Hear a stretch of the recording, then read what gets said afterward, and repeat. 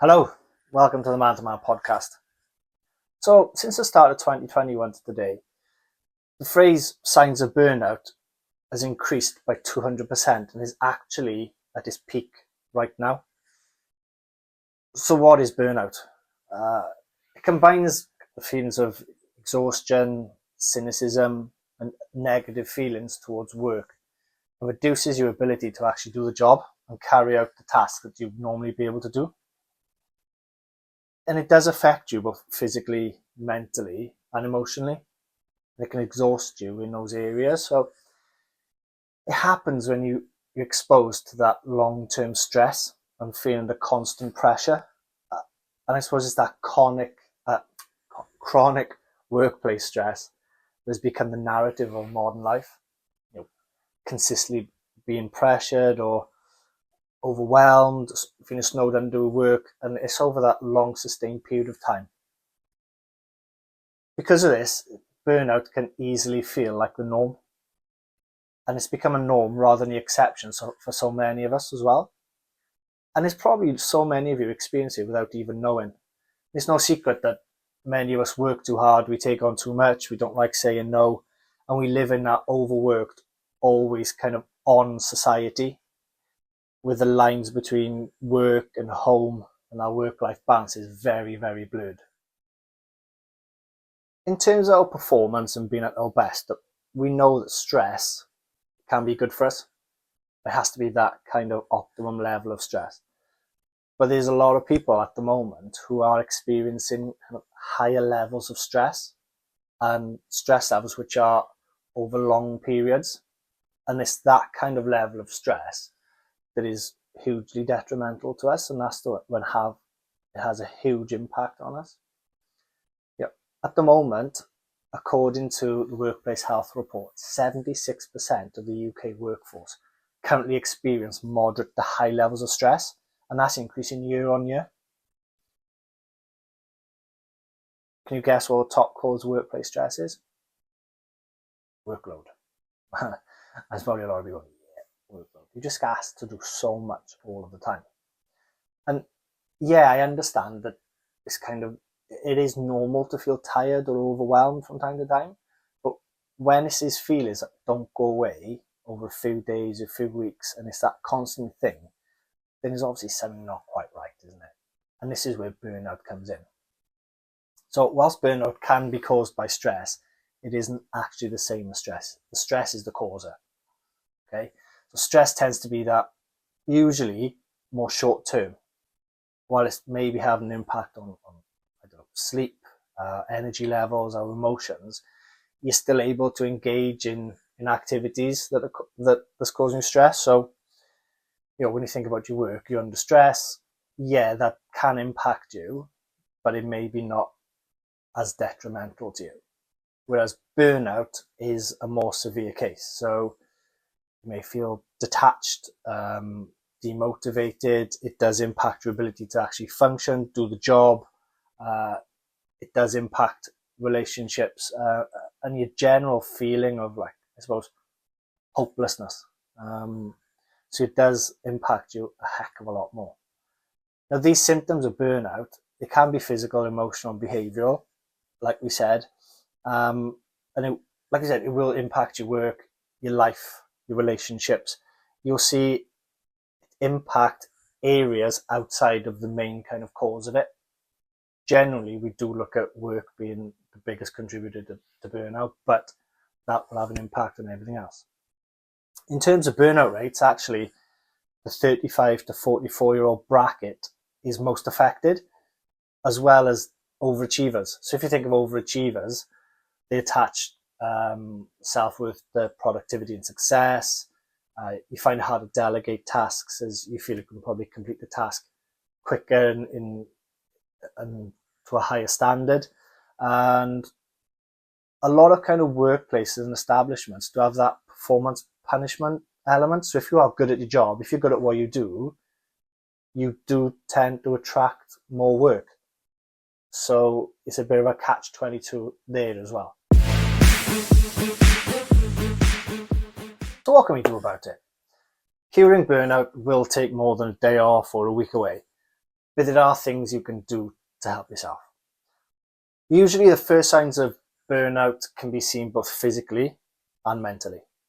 So when we're overworked, we often experience symptoms of physical and mental exhaustion, which will have a knock-on effect to your sleeping habits. You might be feeling more irritable.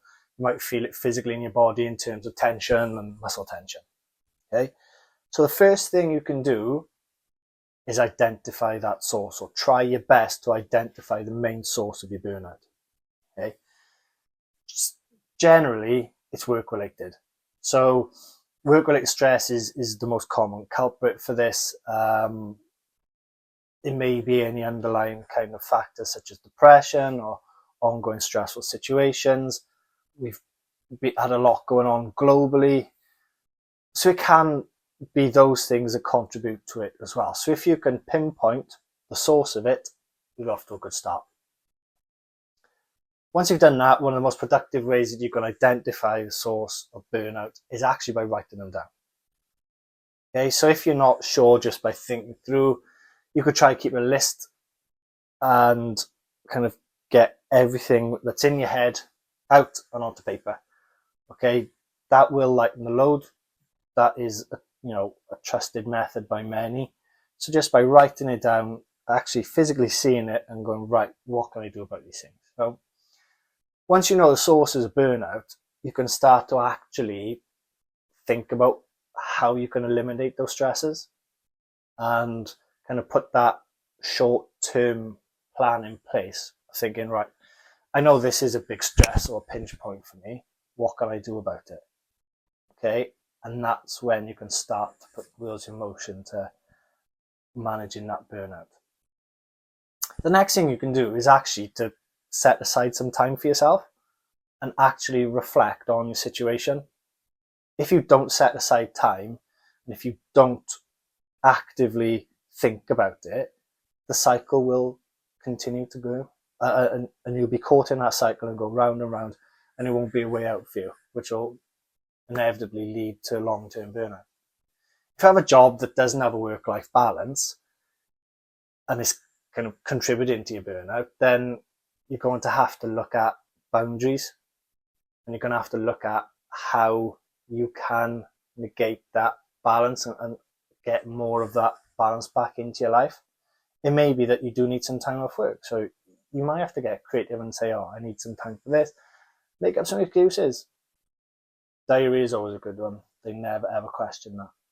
But if you don't take time off to reflect, then it's just going to continue to repeat, and that cycle is going to repeat. Okay.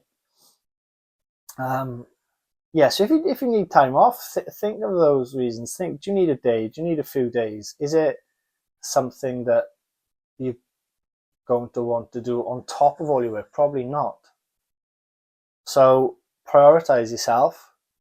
If you do need a bit of time off work to think about things and to try to get a plan in place to alleviate the stress, then you need to do that, because ultimately, if it continues, you will have long-term sick, and you'll be off work for a very long time, because you'll be in a lot darker place than you may find yourself currently. Okay, so that's really important as well. A third thing you can do is go analog a little bit more. Okay, so digital detoxing is something more and more people are doing and engaging in, and it's trying to be in an attempt to kind of seek respite from that constant connectivity. With the devices and everything we've got going on now electronically, we are contactable all of the time. We're always kind of switched on to things. So to come away from that is going to give you a sense of calm, and most certainly will benefit you kind of more in the long term. We have become a race of being dependent on devices and what the connectivity brings. We like the quick fix and that quick dopamine hit that the social media provides us. So we have become very, very dependent on digital services and digital acts. So, can we put our phones down? Instead of being 24/7 and headlines and texts and things, all that kind of stuff, can we switch off from it? Can we set a timer so we're having X amount of time on our devices and away from devices? Because that can cause burnout as well, just being on your devices constantly. Okay, so if you look at some time away from digital, is there an opportunity to combine that with being out in nature? If you know how important that is. The benefits of being outdoors is both mentally and physically. You can reduce stress levels. You can boost your mood, enhance creativity. By getting out in nature, it does trigger those kind of good hormones, and it does rejuvenate you. It rejuvenates your mind and your body, and you do feel that huge benefit from it. Whilst you're doing that, get your body moving at the same time. Get out walking, do a bit of yoga outdoors. And we know how exercise boosts your mood, and it doesn't have to be vigorous as well. It doesn't have to be building up a huge sweat, getting tired and all that kind of stuff. Yeah, any kind of movement is good for us. So it's a perfect opportunity. You go to the gym, you need your device. Don't need to certainly be looking at the screens all the time. Yeah, have a little listen to something. Same when you're out in nature, going out for a walk. You'll get a podcast on, this one, obviously. Or listen to some music.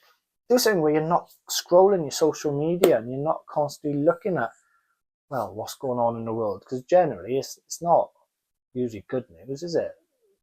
Bad news travels quicker than good news. And at the moment, it just seems like there's bad news everywhere with so many different things going on. So if we can set aside some time away from our screens and away from digital devices, we'll pair it up with getting outside, pair it up with doing something you enjoy. It doesn't have to be anything that's kind of hugely time consuming. It doesn't have to be anything onerous. It's meant to be something you enjoy. Doing those activities which you enjoy will give you the hit of those feel-good hormones. Okay? And it's all about that. And it's all about moving away from the things that could be potentially contributing to our burnout. Okay?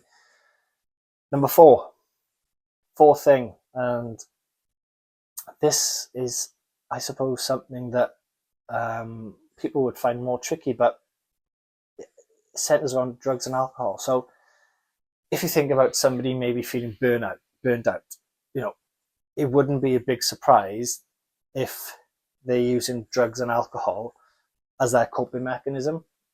And we know it can be quite an unhealthy coping mechanism when we are under stress, when we're burnt out, when we're not in a good place mentally. And it can be hard to limit these or give these things up. But honestly, it will really help.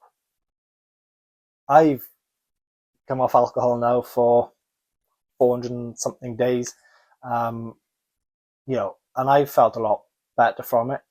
I'm not here now sat telling you that you have to give up alcohol. Absolutely not. But we know alcohol is a depressant. It does obviously hence bring your mood down. It is going to contribute to certain feelings you have when you're experiencing burnout. And more, when you're in that physical and emotional state, that does seem like a good thing. Take the edge off or to make you feel a bit differently. And it can become an issue. Absolutely. So limiting your intake, limiting it to a certain amount or on certain days, maybe just a weekend, you will see absolutely the benefits from it. But also, there's some really great non-alcoholic options and there's some really good stuff out there. And a lot more research into now that people are experiencing the kind of, drinking non-alcoholic drinks when they're out, for example, is still giving them those same certain feelings of socializing and the buzz you get from it, and yeah, it's worth looking into. So, burnout. It's on the increase. Search engine hits are on the increase. It's at an all-time high for signs of burnout. Keep an eye and do these 4 things if you think you're experiencing burnout. So, recap. Number 1, try to find the source. Try to identify what is the biggest contributor to burnout. Number 2, time. Take the time to identify the stress factors, but also reflect on the type of things you can do, where the pinch points are, and get a plan in place. 3, can you go analog more often? Can you have time away from your screens? Can you get out and about into nature and get moving? All these things can have a real impact on you physically and mentally. And the 4th one is drugs and alcohol. Can you limit those to give yourself the best chance of getting out of that burnout cycle and to get yourselves into a better mental state? See you soon.